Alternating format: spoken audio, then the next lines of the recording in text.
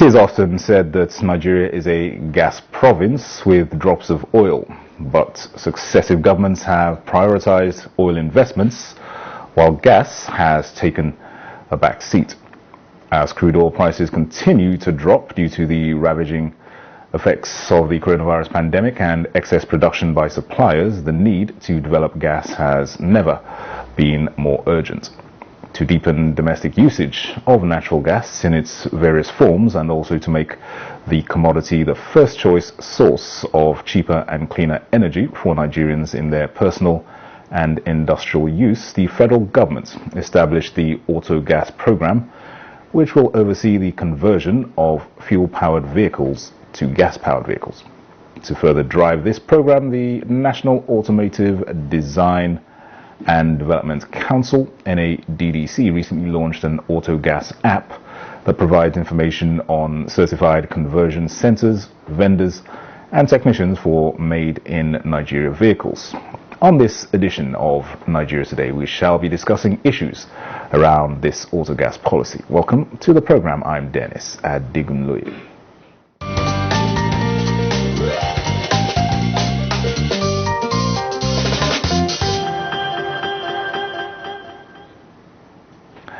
With me in the studio to discuss Nigeria's Autogas policy, we have the Director General and Chief Executive Officer of the National Automotive Design and Development Council, NADDC, Mr. Jelani Aliyu. You're very welcome to Nigeria Today. Thank you. All right. Suddenly, the federal government is pushing towards making gas an alternative source of powering vehicles. Apart from Nigeria's intended nationally designed contributions under the Paris Agreement for reducing annual greenhouse gas emissions by 2020, the question I want to put you first is why the focus on gas at this point in time? Yes, like you mentioned, Nigeria is one of the signatories to the 2016 Paris Accord on the mitigation of greenhouse gases, carbon dioxide, carbon monoxide, methane. So as an important stakeholder, Nigeria has to strategize and deploy measures that would allow us to meet those targets. So it means burning cleaner fuels, and as you all know, the automotive sector is a significant contributor to pollutants. Most of the vehicles that use petrol and diesel have contributed to global warming by the emissions of very harmful gases. So the need for leveraging on cleaner fuels and gas, CNG or LPG burn cleaner than either petrol or diesel. That is why it's imperative that the country adopts the usage of these gases to power the transportation solutions of the nation. All right, the Autogas policy was introduced to drive the transition, as you say, of use of petrol and diesel to the use of natural gas to power vehicles. What else do we need to know about this Autogas policy? Yes, well, fundamentally it is to promote the usage of autogas, to promote the manufacture of gas-powered vehicles, to sort of support technology transfer in our technicians really understanding this technology, these types of engines, how to maintain them, how to keep them running optimally and safely, to encourage and support the setting up of gas filling stations, and also very importantly to enable the conversion of a lot of the vehicles that we currently own in the country from petrol and diesel to gas, and also to enable the production of the conversion kits.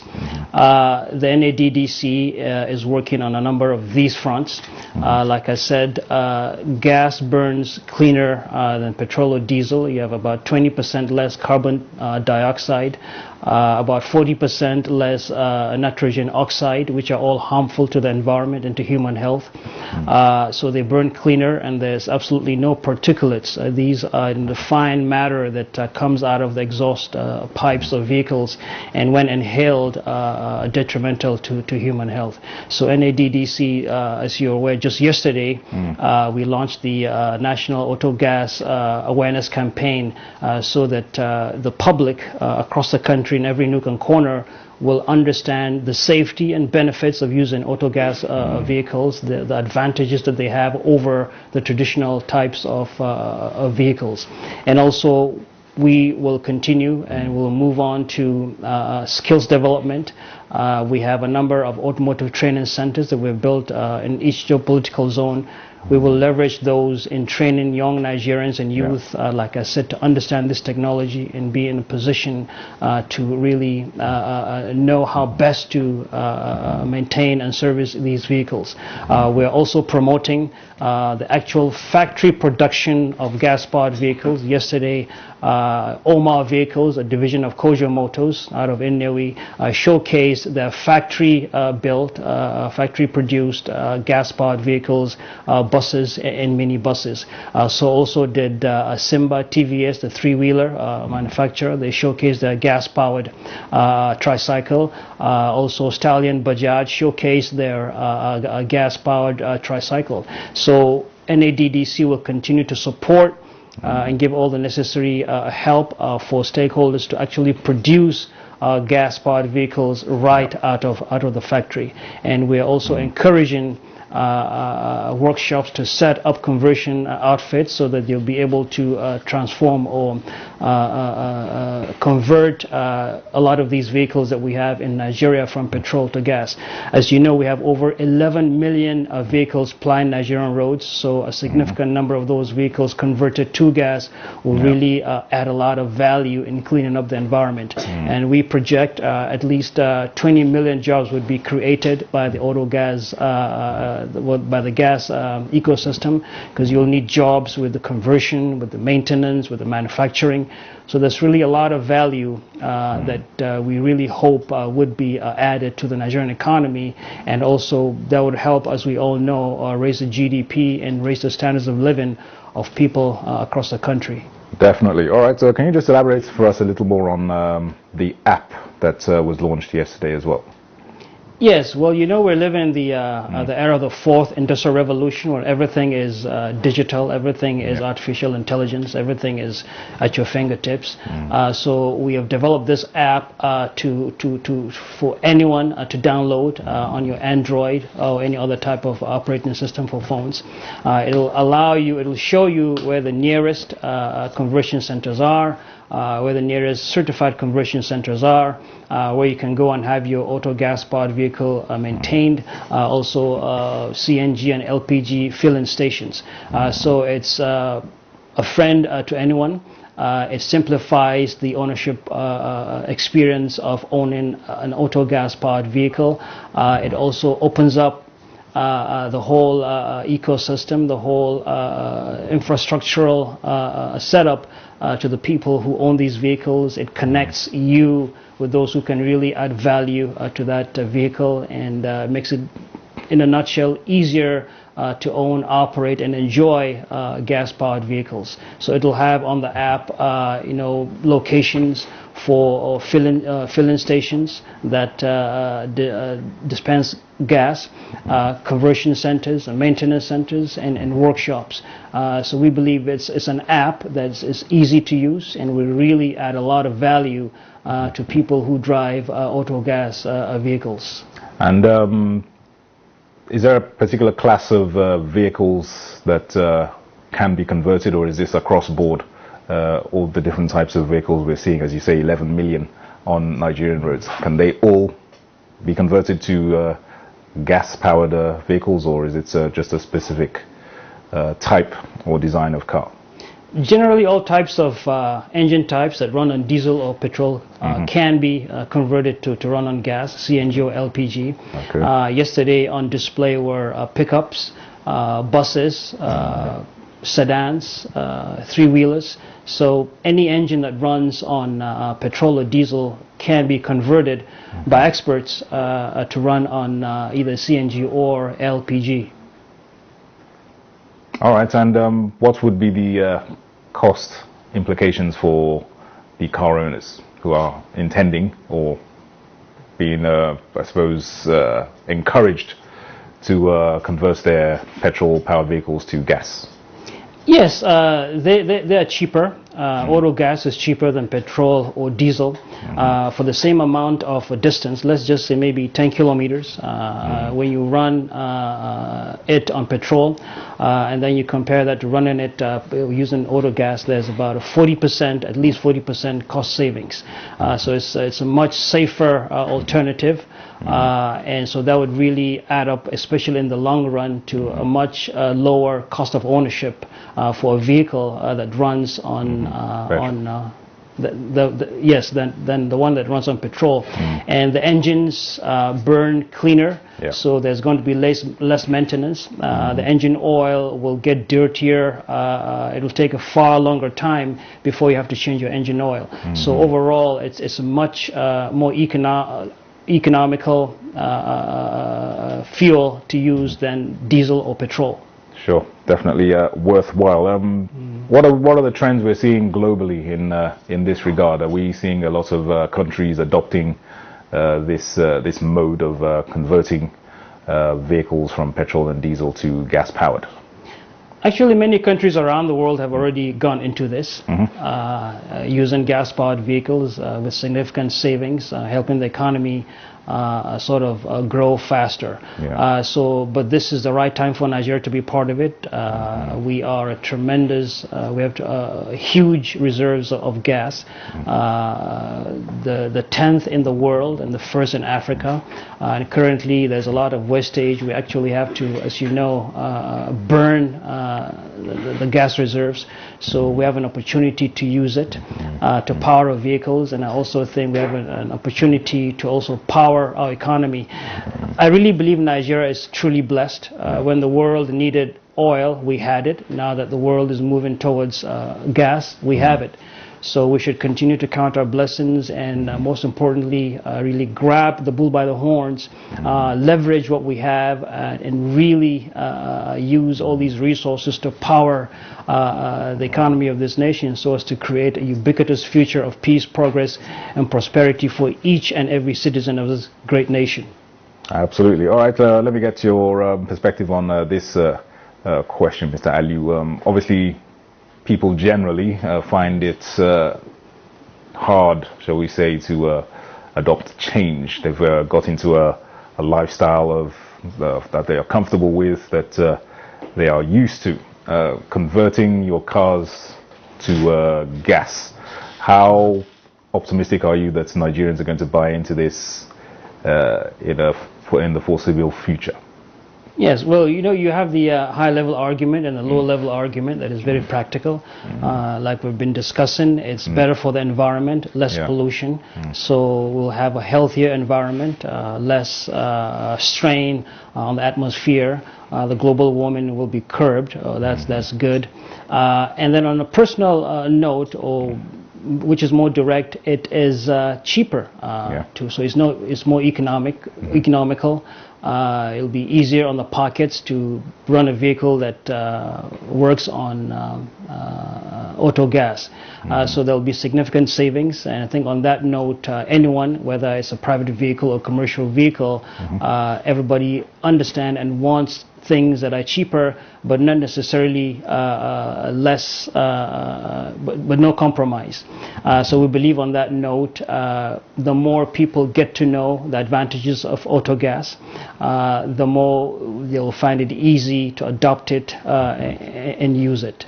Is there a time limits for this to be achieved, for car owners to convert their vehicles? And if so, what would then happen if they do not meet these targets? Well, we're working aggressively to make people aware of the advantages of Autogas.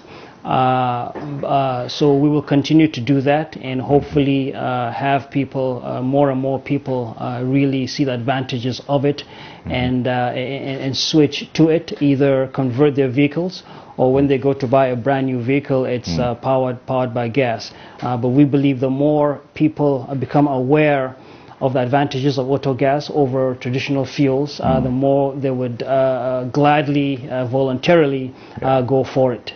All right. Okay. We'll continue our discussions shortly. The program is Nigeria Today. Stay with us. We'll have more on this discussion after this break.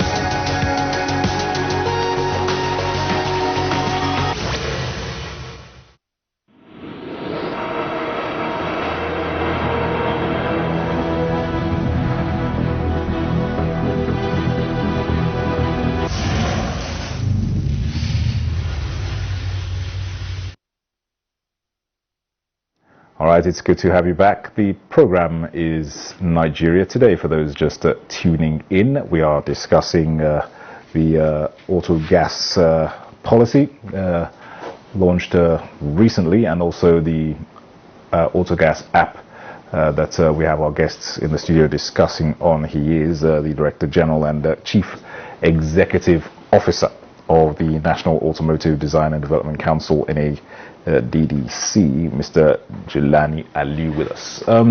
Talking more about your app, Mr. Aliu, there was a display of some vehicles manufactured and assembled in Nigeria, powered by Autogas. So those parts of the country's Autogas program, how many of those are available, and are there plans to produce more? Definitely. Like I mentioned, the vehicles that were showcased yesterday were both buses, pickups, sedans, and tricycles. They're all in production, and their production numbers will be driven by the market, which we believe will continue to grow. But they have started, and that's the beautiful thing about the stakeholders of NADDC. We, together with our stakeholders, are very committed to understanding the focus of the federal government, which we believe is always in the best interests of Nigerians, and so we are very quickly to key into that. That is why so quickly our stakeholders have started right out of the factory to produce gas-powered vehicles.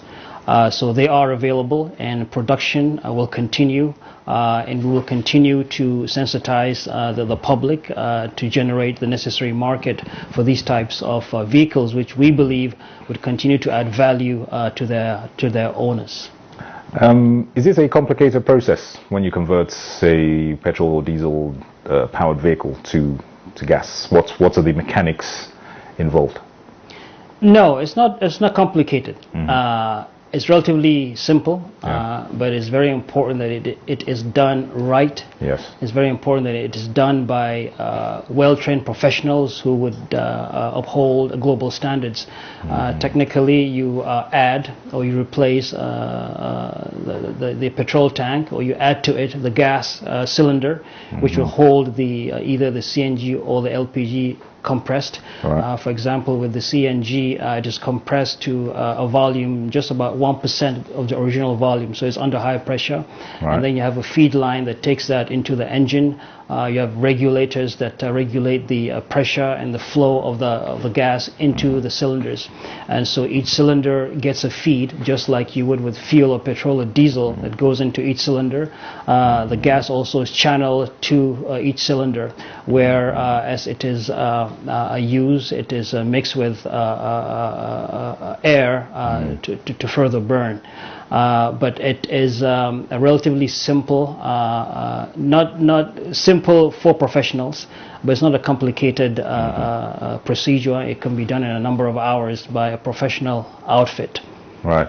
The layman might be apprehensive about getting into a car, shall we say, that is powered by gas. We, in this country especially, we know of the various challenges that Nigerians may have in their home with gas cylinders and the potential for explosions. How would you allay the fears of ordinary Nigerians to once again buy into this and be confident in using gas-powered vehicles? Yes, well, the gas is stored in very strong cylinders that are bulletproof. Okay. So even in the event of an accident, they wouldn't spill. The gas wouldn't escape.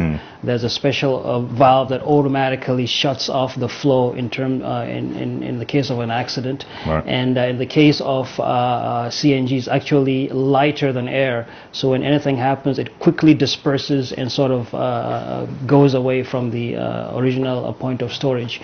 So generally, Autogas is actually safer than petrol or diesel. All these, they